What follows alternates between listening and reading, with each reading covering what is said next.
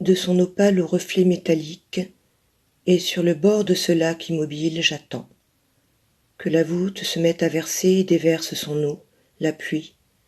J'attends son abondance pour me couler au travers, enfin me délayer, quitter l'orbe des jours et les ombres des murs de ma vie troglodyte opaque.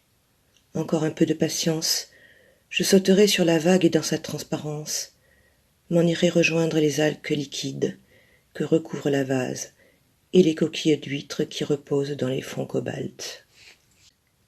Naître là en ce refuge au fond des yeux qu'une âme et 2 élytres pour respirer l'orage.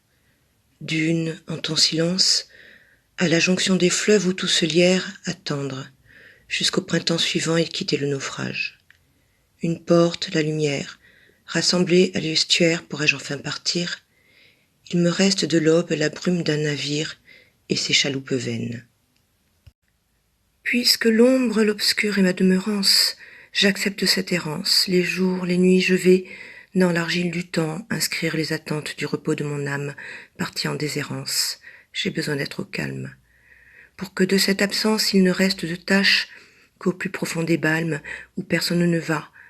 Pour que le temps efface l'empreinte de mes pas, la brise de ma voix, je les trace au calame.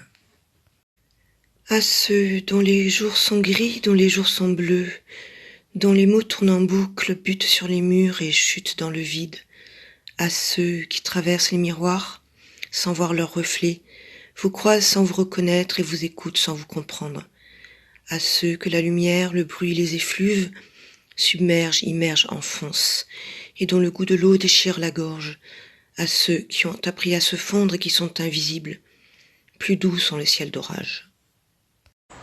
Savais-tu qu'à ta fenêtre, tu pouvais, comme tombe la pluie et toi dans le ciel gris, au rebord de la bruine être assez étanche pour que l'eau ne te bouscule avant que tu aies pu abattre la voilure et t'écarter du vent? De ta fenêtre peu large, tu voulais larguer les amarres à ton âme arrimée, qu'à toi vienne la déferlante, la marée à tes vergues dansantes. Marre, disais-tu, le vague à ton regard et la nausée montante. Au bord de ta fenêtre, avec ton air penché, savais-tu, grisé de cette apnée, savais-tu quel océan au ciel te bascule? Dans les écailles bleues de tes yeux voguent les eaux du ciel et de la mer. Comme un halo autour de ta tête flottent les algues brunes de tes cheveux.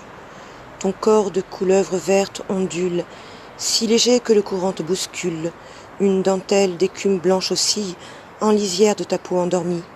Je n'ai jamais rien vu d'aussi beau que toutes ces couleurs qui chaloupent, et autour de ton cou, noué, rouge, le foulard que j'ai serré, dont les reflets comme de longs couteaux d'étalent en minces filets que l'eau engloutit.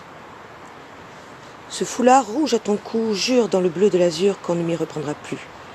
Moi, je faisais des nœuds à tes ailes, des petits pense-bêtes pour que tu n'oublies pas que j'étais dans les veines et que tu coules en mon sang. Mais toi, tu voulais boire la vie, t'enivrer de ces bouillons de fièvre, sous un soleil de plomb, tu voulais t'envoler.